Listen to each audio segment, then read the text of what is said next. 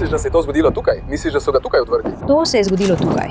Zaradi načina, kako je kri razlita. Na odročnem kraju, na Paharo Mesa, so na prizorišče trupla prispeli policisti iz šerifovega urada okrožja Bernalillo. Tukaj smo že nekaj časa. Mislim, da ne človek. Ne bi rekla, da je bil to zmenk. Njegova smrt ni bila nesreča. Za me to izgleda kot prepir zaradi pištole ali pretep na splošno. Njegovi čevlji so bili sezuti. Toda ko se stvari odvijajo, bodo detektivi odkrili, da to še zdaleč ni običajna preiskava umora. Tam je nek tip. Stali so tukaj in bum. Preiskava, ki sledi, bo razkrila zaroto. Marjana, po pravici povedano, hitro odloži te stvari. Si poklicala mojo mamo ali kaj podobnega? Lahko pokličeš mojo mamo ali kaj podobnega. Načrt, kako zvabiti najstnika na odročno mesto, ga ustreliti in pustiti tam, da umre. Torej je oseba umrla. Da. Ampak ti si dobesedno tam zunaj, kjer so ga ubili stari. Vse skupaj je grozno. Vi ste tako mladi, vsi ste mladi. Tukaj v oddaji The Decoder je to srhljiva zgodba o umoru Jesusa Quintane Cote.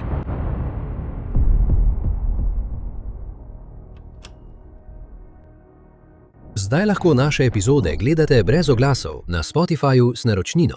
Povezava je v opisu. 19. maj 2024.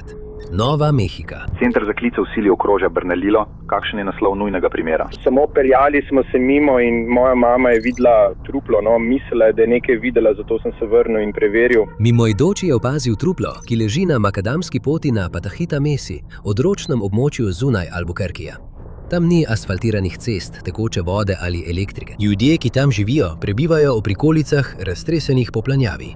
Naučili so se biti samozadostni in da je včasih najbolje pogledati stran, če se dogaja kaj slabega. Misliš, da je mi več pomoči? Ja, mislim, da so mrtvi. Policisti so bili poslani na kraj dogodka ob 16:10. Tja so prispeli. 20 minut kasneje. Fantje, lahko hitro pokličete. V redu, pridem govoriti z vami čez trenutek, samo hitro moram iti sam. O prihodu je tako jasno več stvari. Očitno bo, da je oseba mrtva, kar sporoči, da je vse pod nadzorom. Posreduj enoti 122. Lahko greš v to smer. 377 za 122. Verjetno gre za GS2 v oko, gre za mladoletnika. Koda 10-7 je policijski žargon za pokojnega. GSV pa pomeni strelno rano. Gre za truplo otroka, ki je bil ustreljen v oko. In niste rekli, da ste samo vozili? Ste se peljali mimo in to videli. V redu. In kdaj je bilo to? Pred 5 do 10 minutami. Ali pa je bilo mogoče pred približno 30 minutami? Pred 30 minutami. V redu, nočem me zadrževati tukaj za detektive. Če očitno niste ničesar videli, ste se samo peljali mimo in opazili moškega, ki leži tukaj. Torej je umrl. Ja, mrtev je že nekaj časa. Ugotovila sem po barvi njegove kože. Zelo sem presenečen, da ste sploh videli koga tukaj zgore, ker ko dobimo klice gremo samo do določene točke tam zgore, ker vsakič, ko pridemo sem, so tukaj ljudje, ki streljajo s pištolami in počnejo razne stvari, seveda ne bom streljal z nekom tam čez. Prav samo malomarno ravnaš, uporabljaš svoje strelno orožje. Tako da jih počakamo, ko grejo tja in jih samo opazujemo. Nikoli pa ne gremo popolnoma na planoto, razen če res ni nujno. Samo v izrednih okoliščinah pridemo povsem sem gor. Te izredne okoliščine so nastopile in policisti bodo kmalu izvedeli, da ta odmaknjena lokacija, kjer policisti redko patruljirajo, ni naključje. Ko na kraj pridejo še drugi policisti, si podrobneje ogledajo truplo. Sprašujem se, ali je to strelna rana v oko. Tudi jaz tako mislim, še posebej tukaj. To je kot izhodna rana. Da je to od izhodne rane. Mislim, da je. Ja. Vidiš še kakšne tulce? Ne. Torej še eden. 2 ključa. Edina stvar, ki mi pride na misel, zakaj bi bila tam, je, če so ga ustrelili v zadnji del glave. No. Ne vem, ker razen če je njegovo oko izhodna rana, ampak če je to, bi bila precej večja, si misliš. Edina stvar je, kot je on poudaril, kjer so tulci, ni ravno skladno s tem, kje leži. Ja, razen če je ležal, ko so to naredili. In bili so na drugi strani. Stali so tukaj in bum! Preostala ekipa to naredi sred belega dne. Res me ne zanima. Še posebej tako blizu. Blizu kakšne hiše? Mislim, da ne. Res, tudi jaz mislim, da se to verjetno ni zgodilo blizu mene. Verjetno so ga pretepli tukaj ali pa so mu kaj naredili tukaj in potem, ker se niso vzeli njegovih čevljev, vsi čevlji so bili tam. To se pač ne zgodi. Način, kako se tulec izvrže, tudi prepozno je. Mislim, da je bil to kaliber 22, malo večja luknja nekje. Ja, kje so? Zato je verjetno izmed na zadnjem delu njegove glave. Ja, bo kar velik. Ampak mislim, da glede na to, kako kri izteka in kako je razporejena, sem prepričana, da se je to zgodilo tukaj. Ne, mislim, da so oni. Samo odvrgli. Ga ustrelili v avtu in ga odvrgli. Ampak če so to naredili, bi se to moralo zgoditi zelo nedavno, glede na količino krvi. Na prizorišču je veliko nasprotujočih si dokazov in policisti se ne morejo odločiti, kaj točno mislijo, da se je zgodilo. Ja, ampak to je čudno, ker tukaj ne vidimo nobenih drugih tulcev. Če bi nekdo tukaj streljal, bi jih verjetno videli več. Mogoče so žurali, bili pijani in so se sprli z njimi, potem pa je nekdo samo potegnil pištolo in ustrelil. Točno to pravim, in pa se vsi sam razbežijo. Ja. Običajno imajo pištole. Samo vozili so se z avtom in po naključju so se zapletli v pretep. Kot v avtomobilih, ja. Tega se spomnim, tam je en tip. Bistra je, da je to neumno. Halo? Glede na to, kako vroče je bilo, ne vem, ne bi rekla, da več kot en dan. Koliko misliš, da je star? O tem govorim. Počakaj, ponovi to. Izgleda zelo močno pod ranljivostjo. Ja, pravzaprav ima nekaj las. Moji bratje nimajo veliko obraznih dlak. Mislim, da je moj brat star okoli 23 let in izgleda približno toliko star. A v resnici je verjetno star okoli 20 let. In nima veliko umazanije na sebi. Zato tudi mislim, da ni tukaj dlje kot en dan. Jaz mislim 2 dni, ampak kot si rekla, bi se to lahko res zgodilo včeraj ali pa včeraj po noči. Ja. Samo zaradi vročine. Prekletstvo, govoriš o tem. Moral bi vprašati, ali je kdo prijavil pogrešanega otroka. Brez sodnega zdravnika je nemogoče določiti čas smrti. Oblečen je v modre kavbojke, črno jakno in bele Nike superge. Ena mu je sneta z noge. Na njegovem telesu ni nobene uradne identifikacije, razen debetne kartice na ime Jesus Quintana Cota. Danes zjutraj je šerifov urad okrožja Bernalillo začel preiskavo umora. Potem, ko so na Pajarito Mesa našli truplo najstniškega fanta, policija prosi vse, ki imajo kakršnekoli informacije o primeru, naj pokličejo šerifov urad okrožja Bernalillo. Naslednje jutro je njegova teta prijavila pogrešano osebo na ime Jesus. Ta Jesus ustreza opisu trupla na mesu. Na varnostnih posnetkih so ga videli, ko je 17. maja ob 18. uri zapustil hišo, oblečen v modre kavbojke, črno jakno in bele čevlje. Teta potrdi, da truplo pripada Jezusu. Jezus je bil star 16 let. Zadnja 3 leta je živel pri babici, potem ko so mu v Mehiki ubili mamo.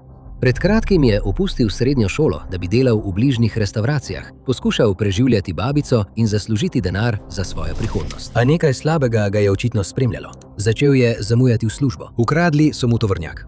Bil je vpleten v streljanje iz avtomobila in enkrat, mesec dni preden so njegovo truplo našli na mesu, je prišel domov z vidnimi poškodbami, ki jih ni hotel pojasniti. Ko je babica pritiskala nanj, je končno rekel, da so ga napadli na ulici, ni pa povedal, zakaj ali kdo. Zvečer 17. maja so Jesusa pobrali prijatelji, da bi šli v McDonald's in nato na bencinsko črpalko Flying J. Takrat je bila 1 ura zjutraj. Prijatelji so ostali v avtu, medtem ko je on šel v trgovino po prigrizke, vendar se nikoli ni vrnil ven. Prijatelji so čakali pol ure in celo šli v trgovino, da bi ga poiskali, vendar ni bilo nobenega sledu o njem. Niti na varnostnih kamerah, ki so ga sicer ujele, ko je zapustil bencinsko črpalko skozi stranski izhod. A ni bilo videti, kam je šel naprej. Kot da bi preprosto izginil. In ni bilo nobenega namiga, kam je šel. Njihov edini namig je bilo dekle, s katero je Jesus govoril na družbenih omrežjih, 18-letna Mariana Gomez.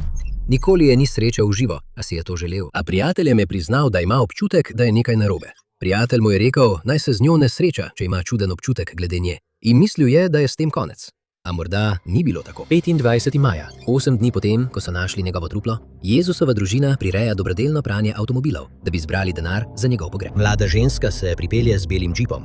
Pravi, da je Jezusa pobrala v zgodnjih jutranjih urah 18. maja na bencinski črpalki Flying J, preden sta se sprla. Pravi, da ga je odložila v prikoličarskem naselju Tierra West, 12 milj vzhodno, in ga nikoli več ni videla. A vendar je živčna in družina izve, da ji je ime Mariana Gomez Salinas. Družini da svojo telefonsko številko, ki jo nato posredujejo policiji. Detektivi stopijo v stik z njo, da bi jo zaslišali kot pričo, in ona ponovi isto zgodbo. Dodala je, da jo je Jezus, potem ko ga je odložila, odstranil s seznama prijateljev na Facebooku in z njo nikoli več ni govoril. Sprla sta se, ker ni želela iti v peščene sipine na mesu, blizu kraja, kjer so ga kasneje našli mrtvega. Detektivi mislijo, da je to vse, kar jim ima povedati. Je zgolj zadnja oseba, ki je Jezusa videla živega. Toda potem najdejo nekaj, kar to teorijo postavi na glavo.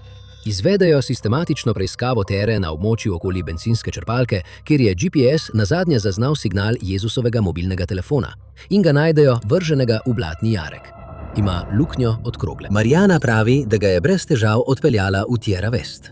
Ali laže, ali pa je bil njun prepir bolj nasilen, kot želi prikazati. Tako jo čez nekaj dni detektivi ponovno zaslišijo in pride z razkritjem, ki mu komaj verjamejo. Pravzaprav ve, kdo je ubil Jezusa in bila je tam. A pravi, da ni bila njena krivda. Marijana je prestrašena. Navede 17-letnega Dominika Markeza in 18-letnega Daniela Medrana kot Jezusova morilca. Dva druga najstnika, ki sta jo prisilila, da je Jezusa pripeljala v puščavo. Pravi, da sta ga ubila iz maščevanja zaradi nedavnega prepira, ki so ga imeli. In njena izjava se zdi kot tisto, kar detektivi potrebujejo, da bi primer popolnoma razkrili. A ne vedo, da je v tej zgodbi še več. 27. junija se pojavijo pri New Mexico Tires, kjer delata tako Dominik kot Daniel.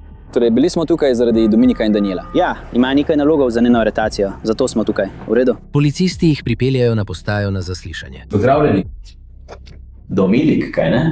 Prav, moje ime je Cameron. Sem detektiv pri šerifovem uradu, v redu? Prav, stari. Kot sem rekel, moje ime je Cameron. Sem iz šerifovega urada. Prepričan sem, da imaš veliko vprašanj o tem, kaj se dogaja. Razumem to. Vi ste ekipa, kaj ne? Ja. Ker je Dominik mladoleten, morajo detektivi počakati, da pridejo njegovi starši, preden se pogovorijo z njim.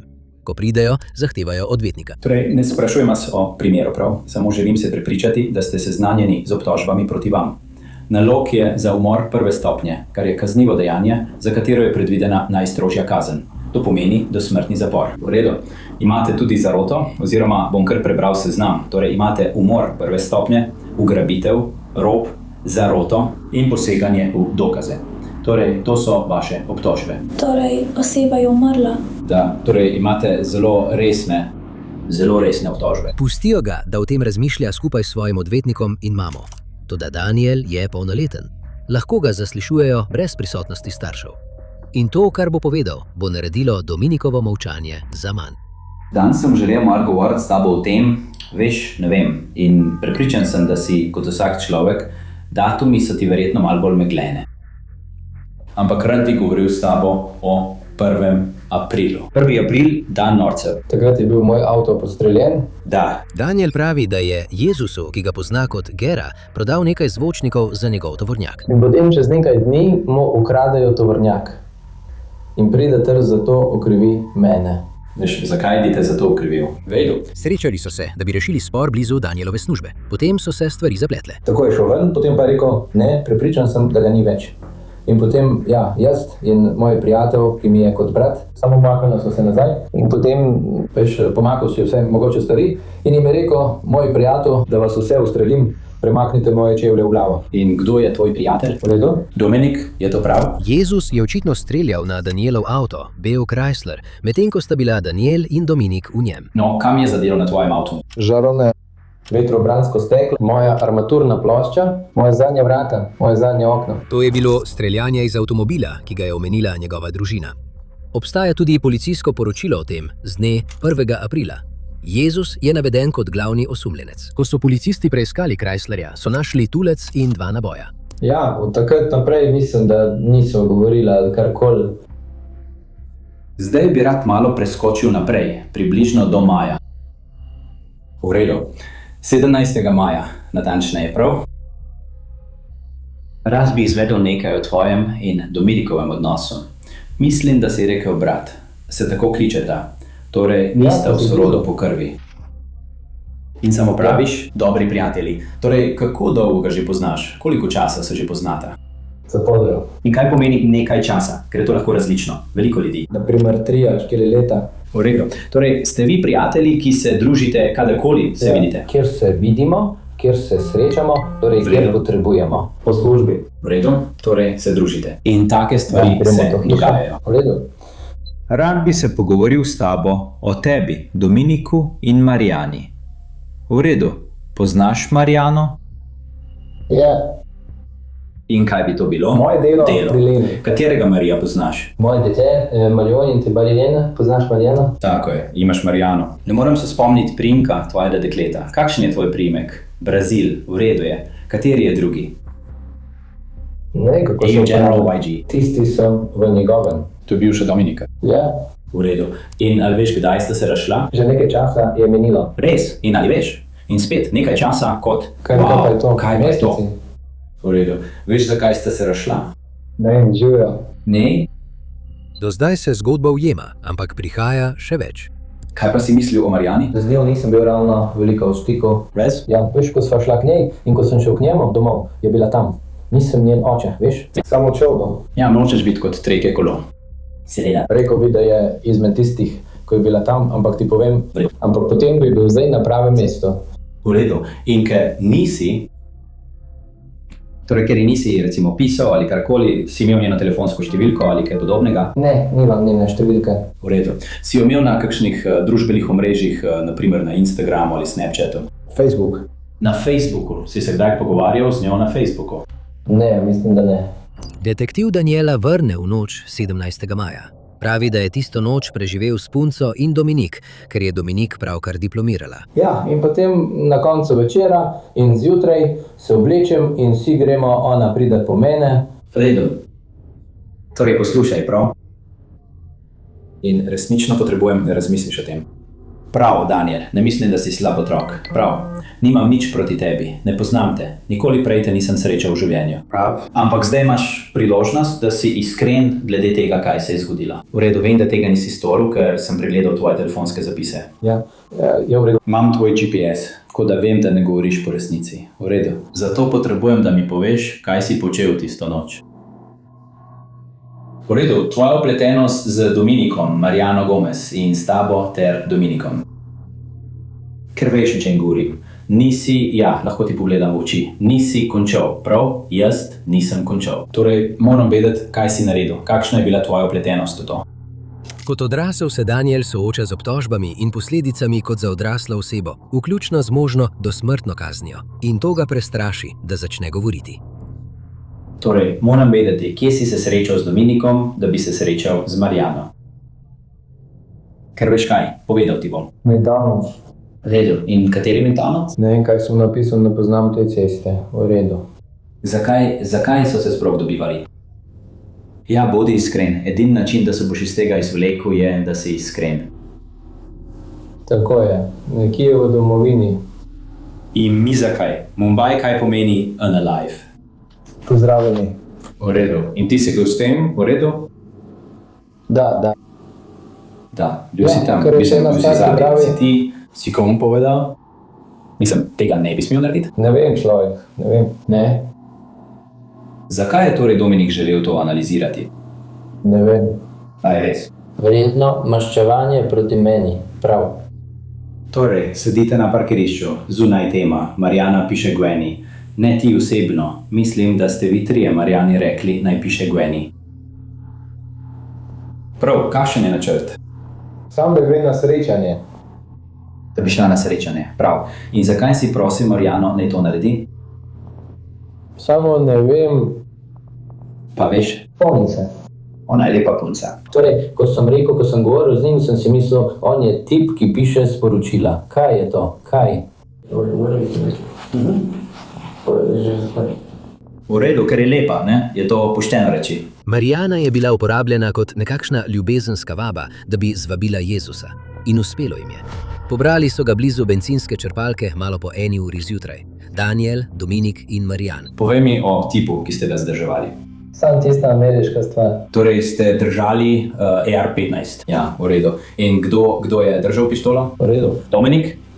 V redu. Je to tvoj AR? Ne. Kdo je tam? Jaz sem. Ne vem.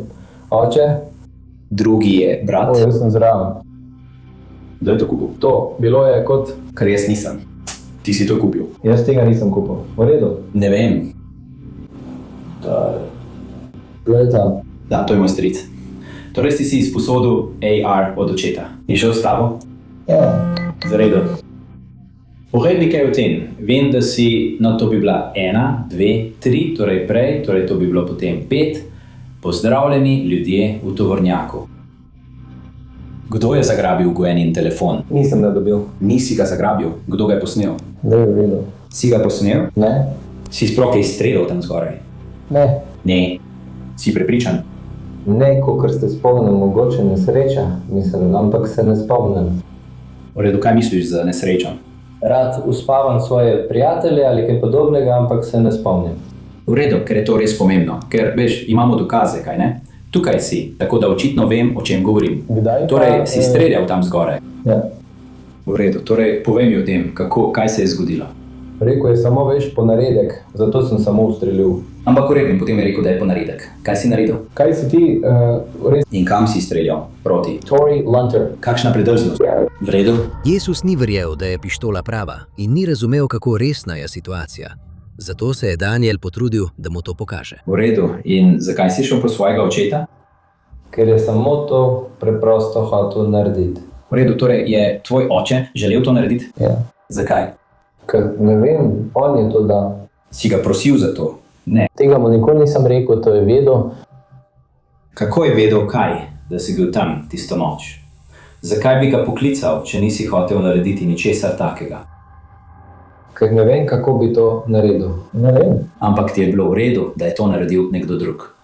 Torej, ko pobereš svojega očeta, mi povej, kje vsi sedite v avtu. Jaz sem zadaj. Jaz sem samo zadaj. Marjana je v tovornjaku, v redu. V Dodge Remu, v katerem je, v redu.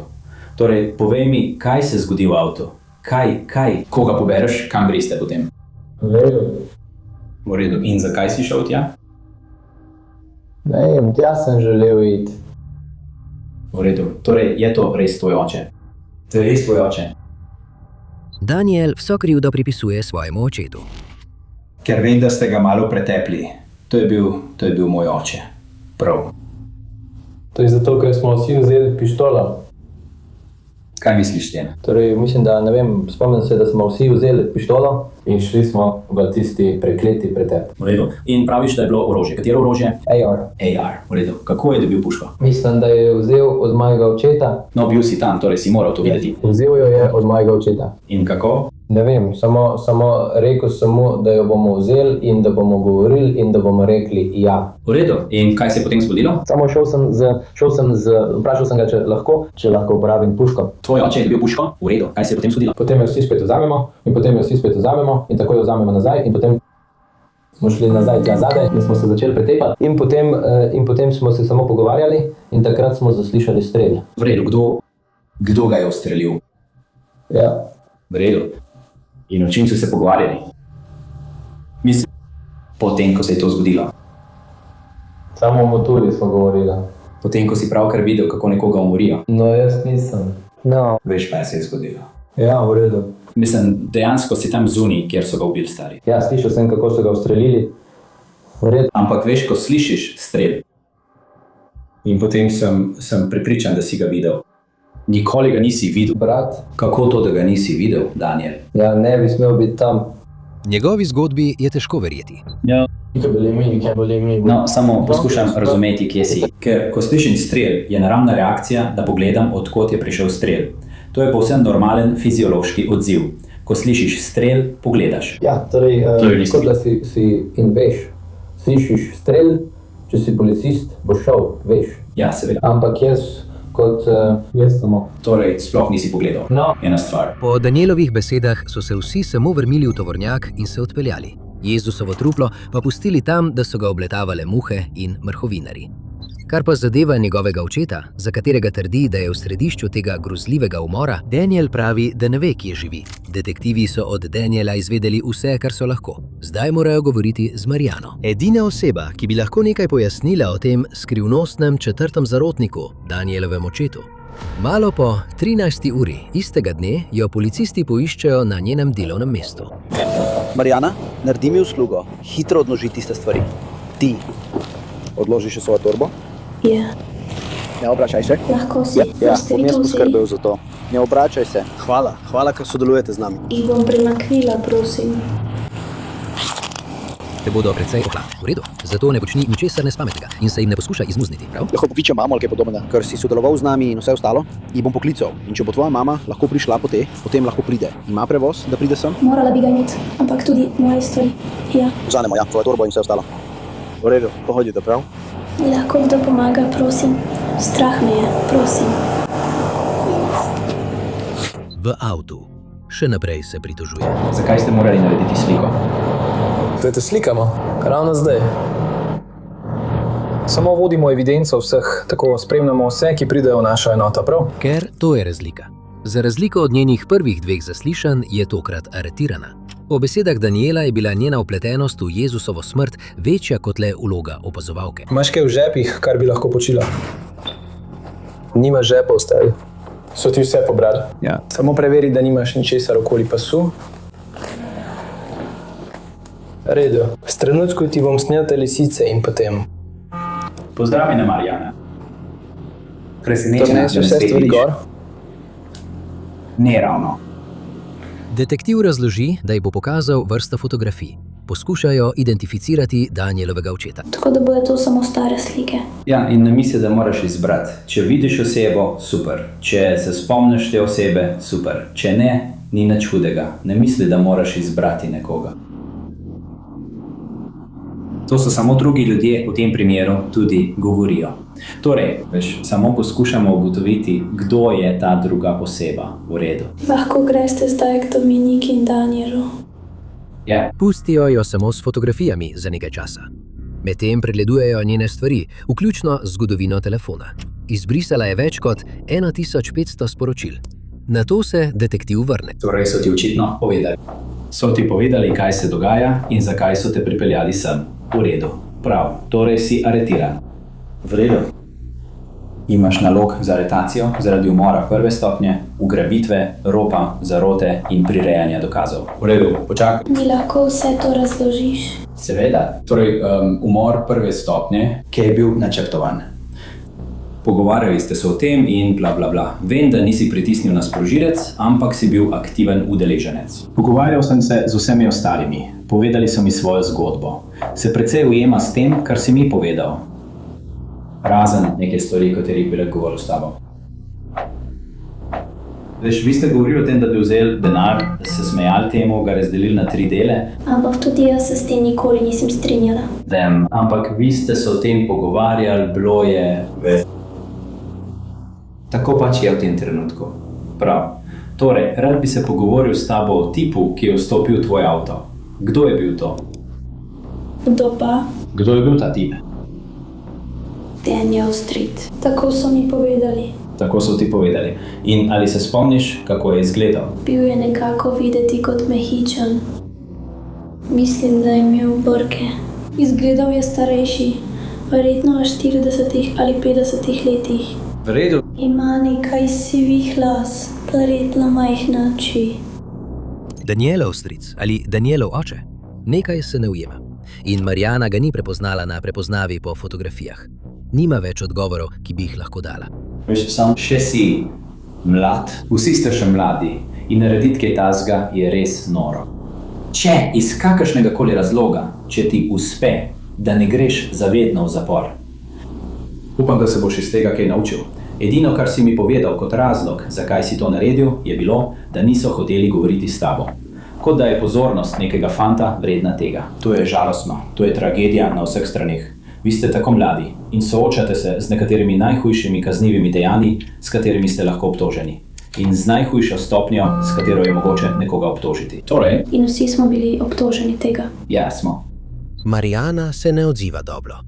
Ne vem, če lahko sploh kaj naredim. Ne vem, imam veliko tesnobe, tako da ne vem, kaj bom tam naredila. Torej, mislim, da imajo medicinsko oskrbo, mislim, da imajo zdravnike in medicinske sestre, tako da sem prepričan, da lahko oddaš prošnjo. Mislim, ni zabavno. Ja. To ni kriten kraj. Dal sem ti toliko časa, kot sem da lahko. Nisem, kot sem ti povedal, te tisto noč nisem aretiral. Lahko bi te, pa te nisem. Še kaj zame?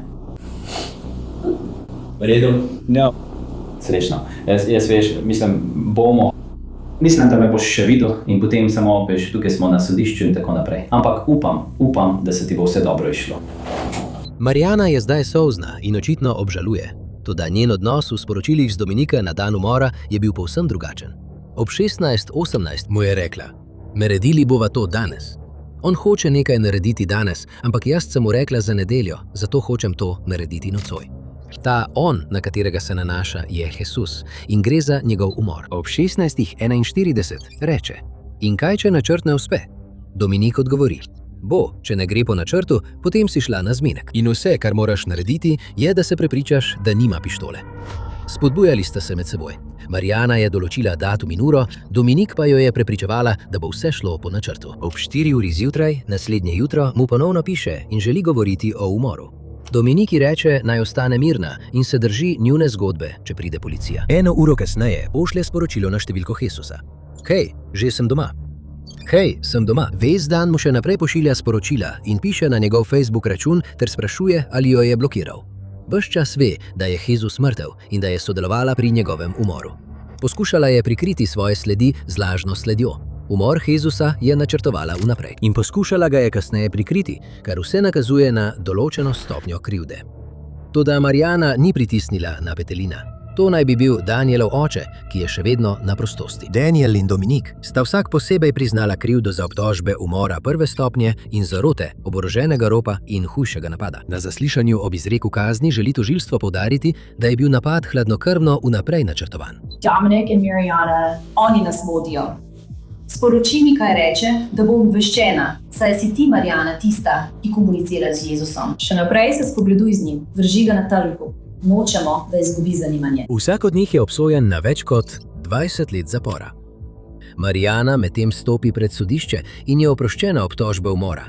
Njen odvetnik pa vztraja, da je bil umor fantova ideja in da je bila prisiljena sodelovati. A je pa obsojena za ugrabitev in prirejanje dokazov. Ženska iz Albuquerqueja, ki je bila obsojena zaradi svoje vloge pri smrti 16-letnega fanta, bo skoraj 20 leti preživela za zapahi. Obsojena je na 19 let in pol zapora, kar je le nekaj let manj kot kazni njenih sostorilcev. To odraža resnost njenega dejanja. Ni pritisnila na petelina, vendar sodnik vsekakor meni, da mora plačati za svojo vlogo pri Jezusovi smrti. Na njeni obravnavi je tožilec prebral izjavo o vplivu kaznivega dejanja na žrtve, ki jo je napisala Jezusova družina. Jezus je bil bister, prijazen in ljubeč mladenič, ki je imel celo prihodnost pred seboj. Bil je več kot le vnuk. Bil je odsev svoje matere, moje hčerke, ki je umrla 3 leta prej. Ko sem se šele začela pobirati po izgubi svoje hčerke, je prišla nova tragedija z izgubo mojega vnuka Jezusa. Domnevno naj bi Jezus streljal na Danielov Chrysler, vendar nihče ni bil poškodovan. In morali bi počakati, da pravica opravi svoje. Toda želeli so vzeti stvari v svoje roke in pri tem še zaslužiti. Uporabili so Marijano, da so ga zvabili v puščavo. Nato pa so ga hladnokrvno ustrelili. Kaj menite o tej strhivi zgodbi? Je imela Marijana več nadzora, kot je trdila? In ali je bil tisto noč tam res 4. človek? Ali pa je Daniel samo poskušal rešiti svojo kožo? Sporočite nam svoje mnenje v komentarjih spodaj. Do naslednjič, ostanite varni, spremljajte naš kanal in kmalu se spet vidimo na kanalu The Decoder.